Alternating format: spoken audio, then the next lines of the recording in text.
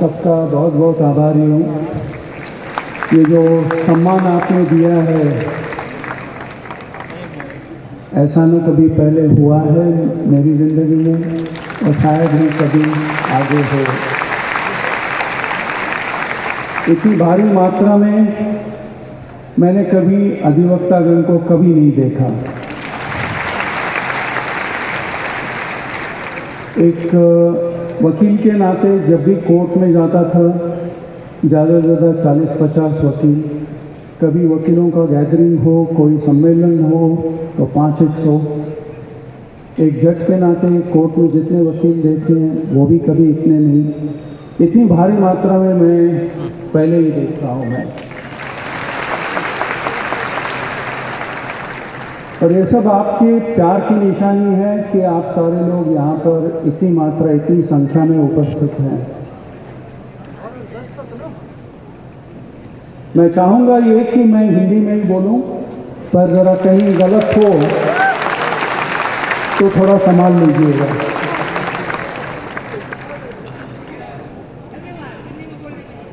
भारत के कानून मंत्री श्री किरण रिजिजू जी, मेरे सहयोगी न्यायाधिपति justice Sanjay Kishan Kaul, justice M R. Shah, justice Gavai, justice K Maheshwari, justice Sundaresh, Patna उच्च न्यायालय के मुख्य न्यायाधीश जस्टिस संजय करोल, झारखंड न्यायालय के मुख्य न्यायाधीश डॉक्टर रवि रंजन, पटना और बाकी सारे किसी और न्यायालय से कोई आए हैं तो उच्च न्यायालय के वो न्यायाधिपति, सारे अधिवक्तागण,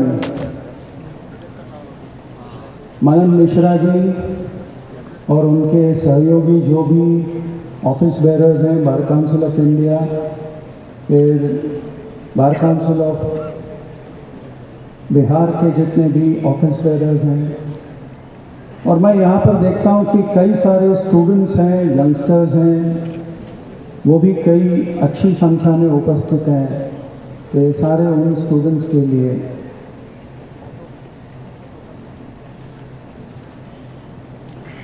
एक जज के नाते ऐसा होता है कि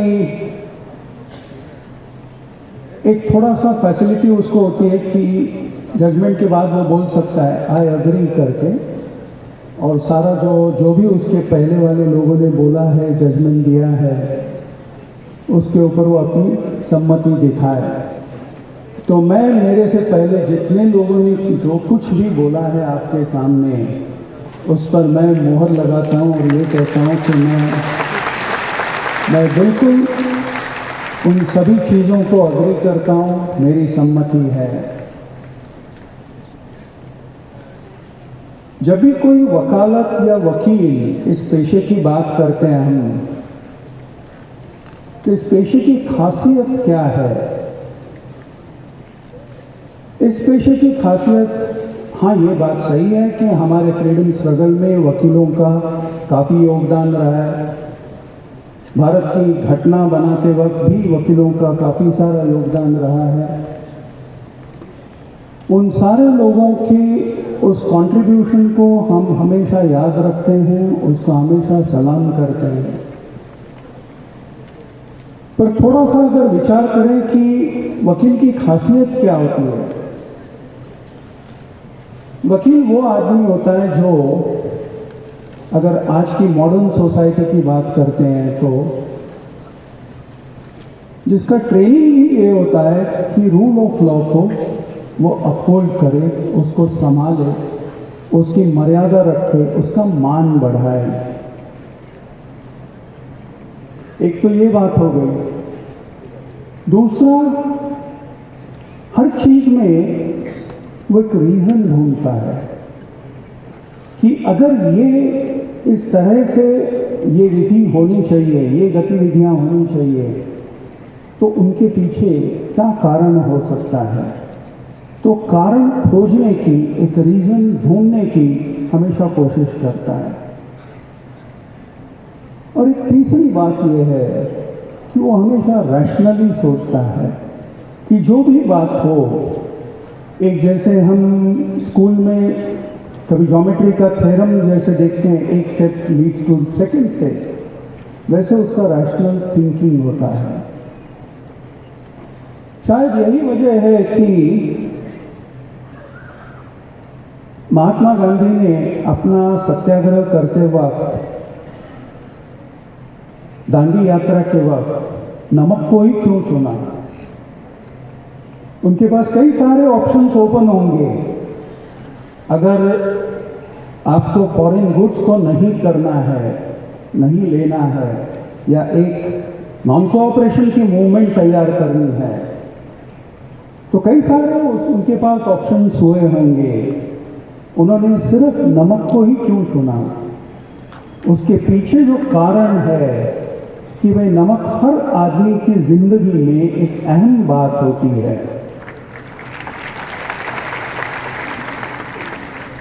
और वो अहम बात अगर आप एक पूरे जनमानस में एक स्फूर्ति, एक ऊर्जा अगर पैदा करना चाहते हैं, तो वो ऊर्जा तभी होगी जब उनको दिल को छूने वाली जो बात होगी, वही अगर आप उभार के उसको एक प्लेटफॉर्म बना के अगर पेश करो, तो ही वो बात सबके दिल को छूने वाली है। ये जो इसके पीछे कारण है, ये ढूंढने वाला कारण, ये भूमिका तैयार करना, ये एक वकील का काम था। तो एक जो महात्मा गांधी में जो वकील था, उसका ये सारा किया कराया था। तो ये समझिए आप कि ये वकील की ताकत हो सकती है। वैसे ही बाल गंगाधर तिलक ने जब गणेशोत्सव महाराष्ट्र में और सदर्न पार्ट्स में शुरू किया, तो उसके पीछे भी एक कारण था कि लोगों में रिलीजियस भावना तो होती है, पर उस रिलीजियस भावना को जो अपने घरों में ही सिर्फ पूजा करते हैं, उसकी बजाय एक समाज में वो पूजा का माहौल पैदा करें और उस माहौल से लोगों में एकजुटता आए, एक यूनिटी तैयार हो। ये भी भावना उन बाल गंगाधर तिलक के में जो अंदर जो बसा हुआ एक वकील था, उसी ने चुना था ये। तो आप समझिए आपके पास कितनी ताकत है, और यही ताकत का इस्तेमाल करके आपको आगे चलना है। मैं कई बार सोचता हूं कि इस धरातल पे पहला वकील कौन सा होगा? अब तो हम सारे लोग ये मॉडर्न जमाने के वकील हैं, काला कोट पहन के घूमते हैं, पर पहला काम वकील का किसने किया होगा? तो मेरे हिसाब से ना नारद मुनि होंगे पहले वकील।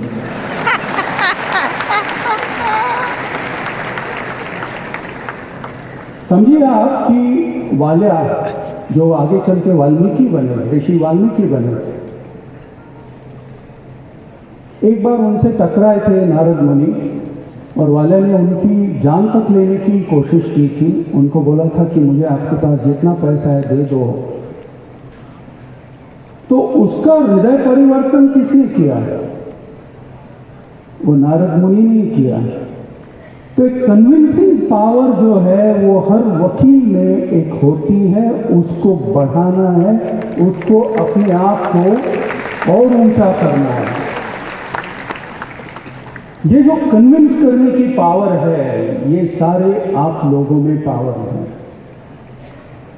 और ये जो पावर होगी, इस पावर को आप जितना अच्छे से इस्तेमाल करोगे, उतनी ही समाज में एक ज्वाला तैयार होगी। आप समझिए कि हमारी कॉन्स्टिट्यूशन में जो प्रियम्बल में लिखा है कि व्हाट आर द गोल्स, हम क्या अचीव करना चाहते हैं? Justice, which is social, economical and political. अगर ये हमारे सामने ध्येय है, ये हमारे सामने उद्देश्य है, तो उसको अचीव करने के लिए जो भी व्यवस्था, जो भी प्रणाली है, उस प्रणाली या व्यवस्था के साथ जुड़े हुए जो भी लोग हैं, उनका हर अटेम्प्ट, उनकी हर कोशिश उसी दिशा में होनी चाहिए। और जब आप उसी दिशा में कोशिश करोगे और अपने पास वो एक रीजन हो, एक रैशनल थिंकिंग हो, तो आपके लिए कोई भी चीज कभी भी असाध्य नहीं होगी। वो चीज आप हर जगह, हर बार, हर मौके में आप सहज साध्य कर सकते हो। और ये ताकत है आप सब वकीलों में।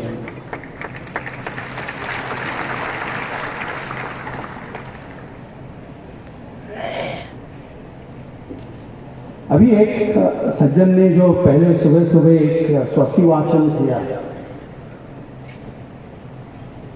सर्वे भद्राणि पश्यन्तु सर्वे सन्तु निरामयाः सर्वे न सुखिनः सन्तु मा कश्चित् दुःखमाप्नुयात्।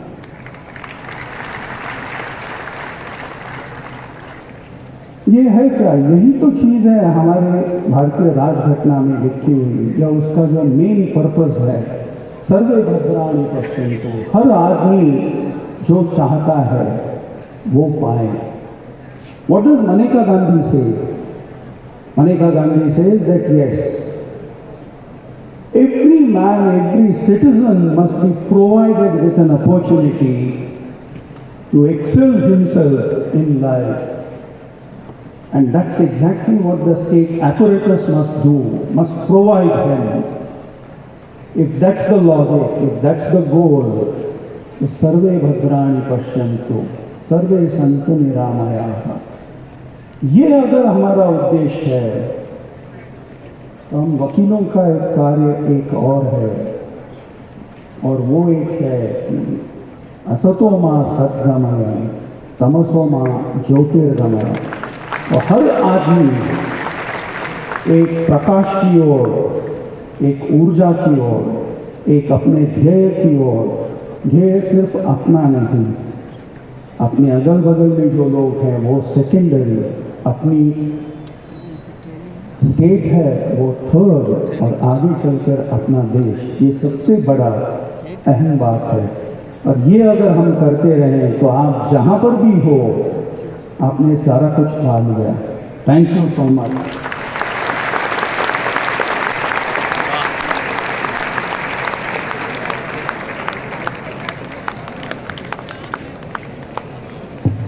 Now, before I make a request to the Honorable Chief Justice of India to release the souvenir, I would